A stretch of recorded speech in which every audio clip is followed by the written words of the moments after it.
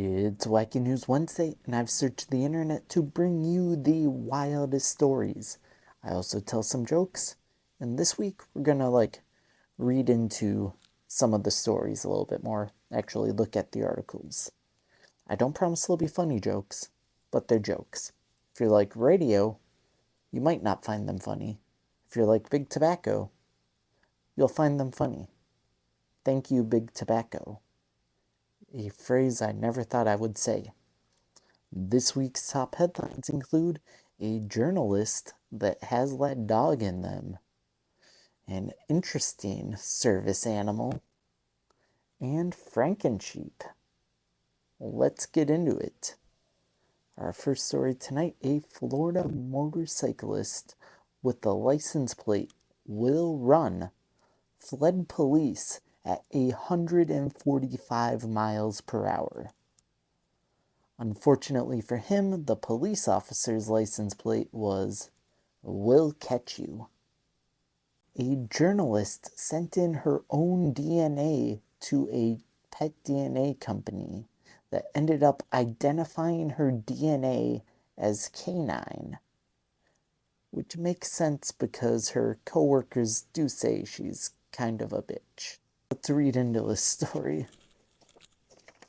A pet company's reliability has been called into question after twice providing inaccurate dog breed results for human swab samples. In an investigation reported by WBZ News, a reporter received dog breed results from DNA My Dog after submitting a swab sample from her own cheek.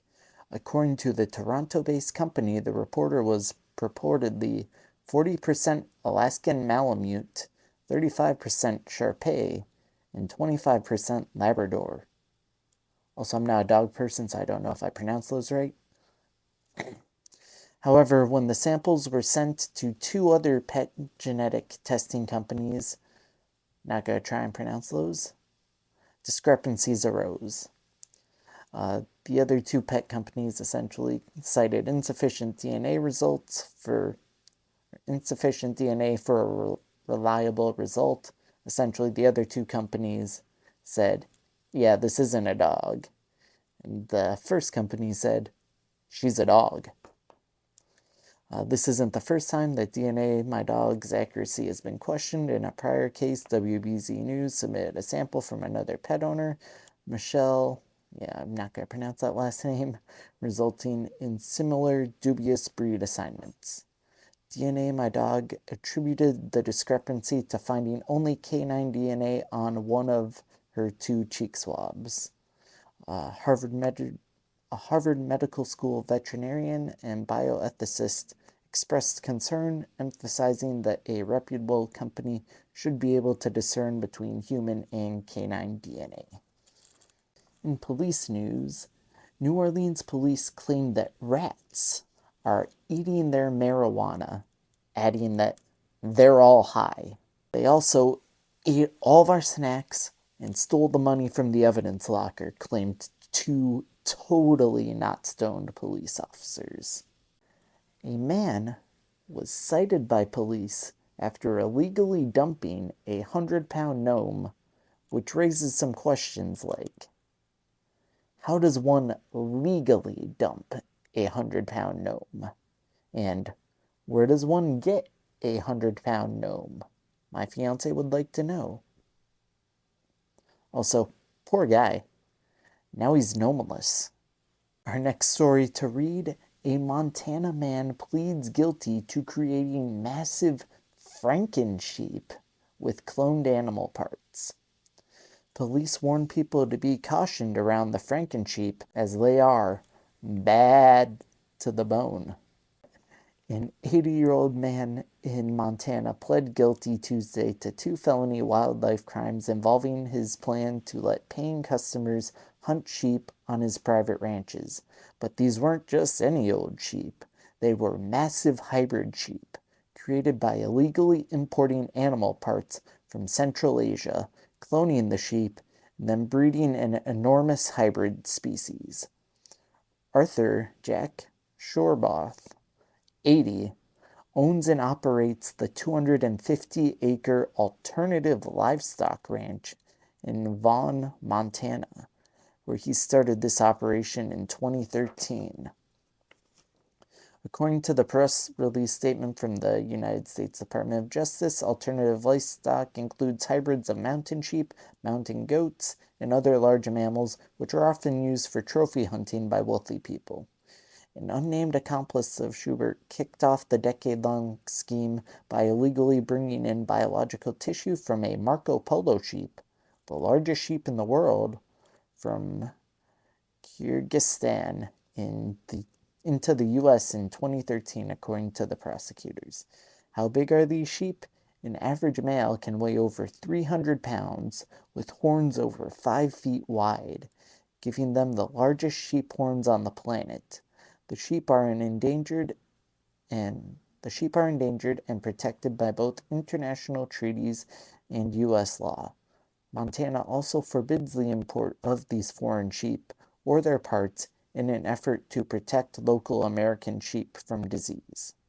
Once Schubert had smuggled the sheep into the U.S., he sent them to an unnamed lab which created 165 cloned embryos, according to the DOJ.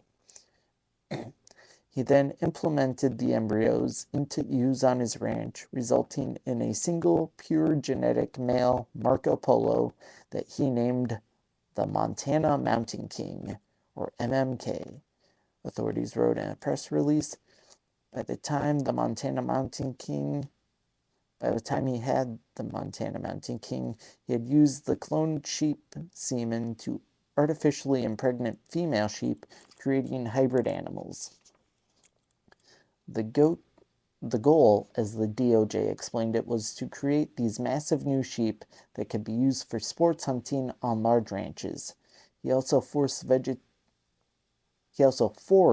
veterinarian inspection certificates to transport the new hybrid sheep under false pretenses, and sometimes even sold semen from his Montana Mountain King to other breeders in the U.S.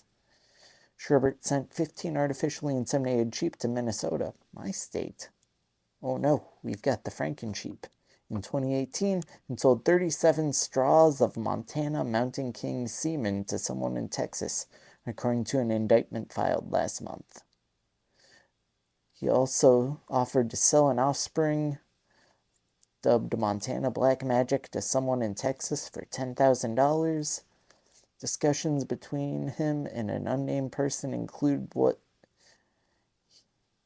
to call the new breed of sheep that they were creating. The other person and another co-conspirator had suggested the name, blah, blah, blah, though noting they can't do that because it would give away the type of the sheep that they were descended from. Anyways, he pled guilty to the Lacey Act and conspiring to violate the Lacey Act, which makes it a crime to acquire, transport, or sell wildlife in contravention of federal law. Hooah, lots of big words there. And we aren't done. This was an audacious scheme to create massive hybrid sheep species to be sold and hunted as trophies, said the Attorney General. In pursuit of this scheme, he violated international law, both of which protect the viability and health of native populations. He conspired with at least 5 other people who are not named in the indictment. He faces up to 5 years in prison and a fine of up to $250,000. He was 80 years old and making Franken-Sheep. I'm 28, and I can't even make my bed. Moving on, Boeing stock price has fallen 28% in the last 3 months. The only thing falling faster than Boeing's stock price is their planes. Heinz denies participating in shrinkflation as they claim that reducing the number of beans in each can doesn't count as shrinkflation because they announced it on their website. That's literally what shrinkflation is.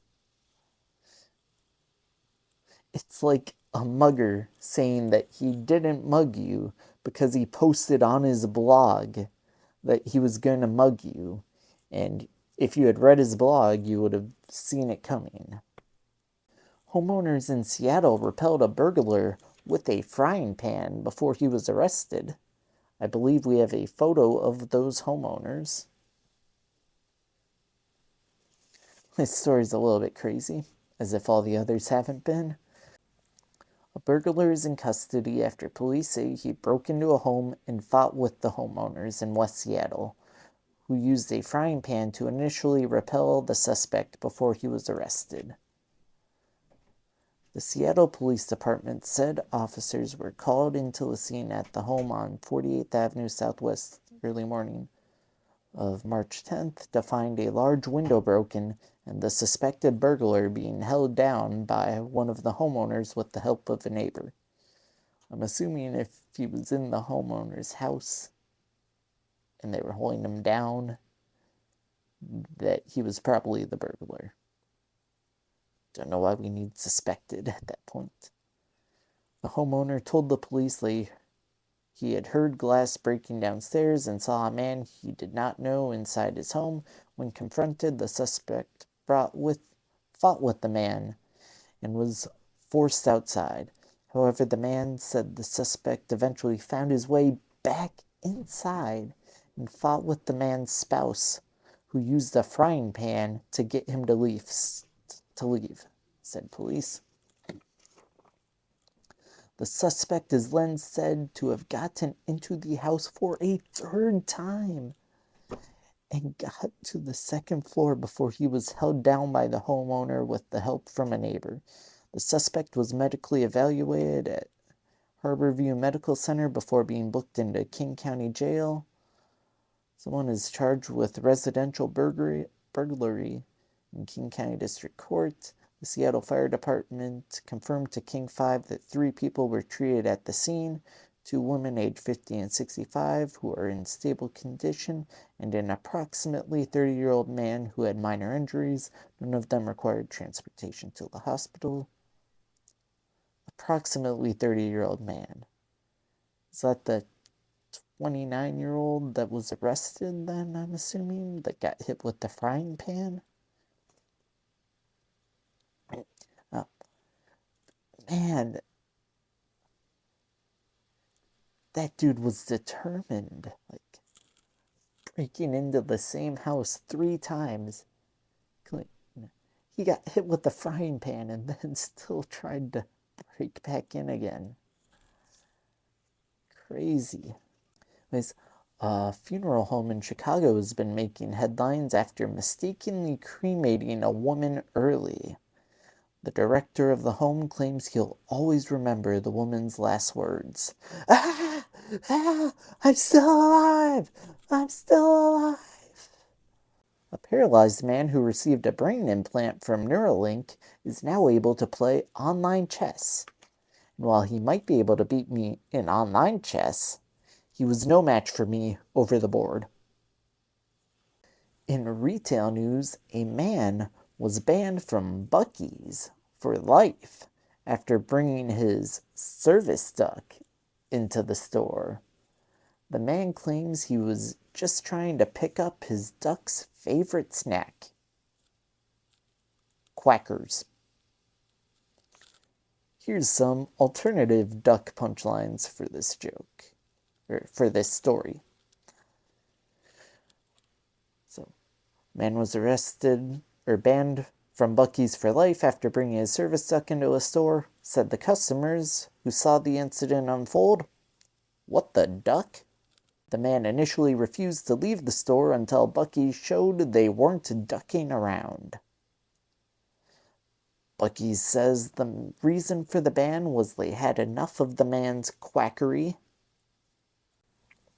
The man claims it was just a misunderstanding and he actually meant to go to Duck-ees.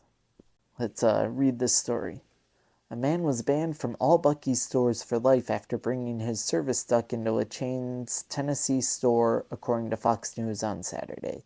The man Justin Woods posted a video of the incident on his YouTube account earlier this year. The YouTube channel, aptly dubbed Seductive, has close to 3 million followers and features videos of Woods bringing his service duck to various locations, including a Subway, a Chuck E. Cheese, and a Hooters restaurant.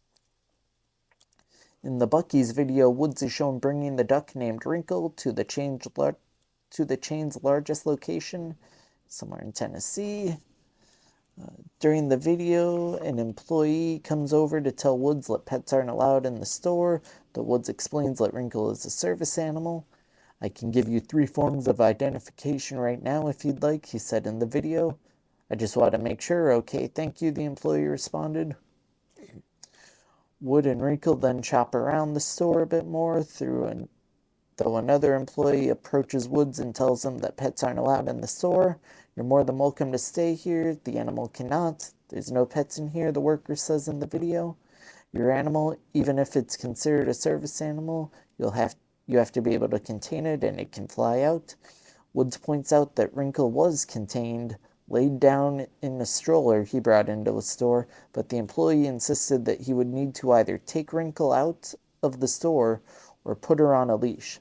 The video then showed Woods putting an imaginary leash around Wrinkle's neck before putting the duck on the ground and having her follow behind him. "Okay, I'll call the cops," the employee in the video said. After purchasing a case of water bottles, Woods is shown leaving the store, and an officer pulls up in a patrol vehicle to speak with Woods. Woods provides Wrinkle's ID to the officer, who tells Woods that he's been banned from all Buc-ees properties going forward, including both the parking lots and inside the stores. "It's not my decision and everything, it's just theirs and everything," the officer says in the video. "So if you're caught on property and everything, you'll be charged with trespassing." A couple more officers show up to tell Woods that his duck had bitten one of the stuffed animals inside the store, and so he owed $16.44. "I was gonna buy it," Woods said on the video. "I was trying to buy that whole thing. That's the whole point." The video shows a Buc-ee employee coming out to take the money, and Woods hands her a $50 bill. "Keep the change," Woods says. "No, I don't want to do that," the employee responded. "I don't want the thing. I don't want to deal with Buc-ees. That reminds me of a horrible experience, and you're rubbing it in," Woods stated in the video. The officers are also shown playing with Wrinkle before the video ends. Buc-ee's pet policy states the following. The health code prohibits live animals, including dogs, where food could potentially be contaminated. There are exceptions, however, for service animals and animals that work with police officers. For people with specially trained service animals play an absolutely vital role. They make it possible for those with disabilities to work, travel, stay safe, and in some cases stay alive. By falsely claiming that your pet is a service animal, you are poisoning attitudes towards true service animals. In addition, if you enter a facility where an actual service animal is working, your untrained animal may jeopardize the safety of the service animal and its handler. In addition, News 6 reached out to Seductive YouTube account for comment. The account responds as follows. "An article was written without contacting me at all, and it did get all the facts correct, and it seems everyone is just quoting the article, and now with Fox News and TikTok getting involved, it's portraying the story in a misleading way, and me in quite the negative light." So some points that I've learned from reading online. Supposedly there is no universal identification for service animals. Like, you don't get a service animal license, or if you do, it's like not the same everywhere. So like, you can't say, "Hey, can I see your service animal's license?" because some service animals don't have a license or whatnot.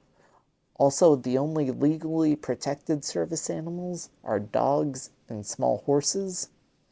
Unfortunately for him, not ducks.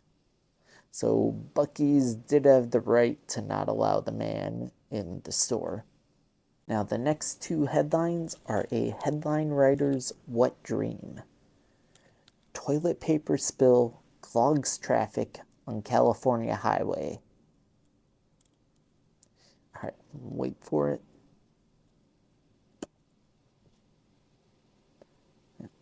I don't have jokes for those. Those are just great headlines, and whoever wrote those headlines should be paid double. Some more background on this current story. The story is that a woman had the apartment handyman come over to fix her washing machine while she was gone, and he got caught, like the headline says, by a motion capture camera she had in her bedroom.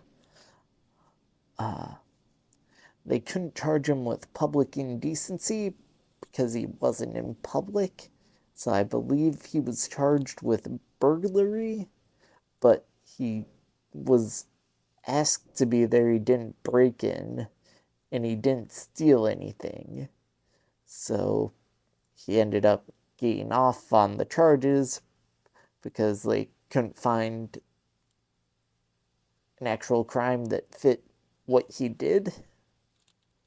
But he did lose his job and his reputation in the incident. A woman was caught on camera doing yoga before robbing a bakery. The woman claims that she was just practicing a new pose that she calls Namaste. A man was arrested after allegedly taking the leg of a pedestrian after a train incident. So here's the story. Officials say that the suspected man who allegedly removed evidence from the Wasco Amtrak station on Friday was identified as 27-year-old, not going to pronounce his name. At around 8 a.m., deputies responded with BNSF Railroad Police to a report of a pedestrian who was struck by a train at an Amtrak station in the 700 block of G Street in Wasco. Deputies learned that Tesler allegedly removed evidence, a leg, from the scene. Tesler was found and arrested without incident on multiple outstanding warrants and for taking evidence from the scene. BNSF investigators arrived shortly later and assumed the investigation. The Kern County Sheriff's Office is investigating an incident in the Wasco area involving a pedestrian who was struck by a train, killing them and severing their leg. Officials say Friday morning that the pedestrian's leg was taken by a man after they were struck in the G Street area and 7th Street. The man who allegedly took the leg is in custody, sheriffs confirm, and Eyewitness News crew is on the scene. The incident is under investigation. So, fun fact, not included in the story. I'm not going to show the video of it, but apparently he also was caught on camera eating the leg that he stole from the man. He was, of course, arrested, which goes to prove that you can't have a man's leg and eat it too. And folks, it's happened again. As we saw in the last Wacky News Wednesday. Clearly, we just need to stop making these signs. Before you go, here are some headlines that didn't quite make the cut this week. Feel free to pause and read them all. Also, there should be a video appearing on screen that YouTube thinks you'll like. And as always, have an awesome day.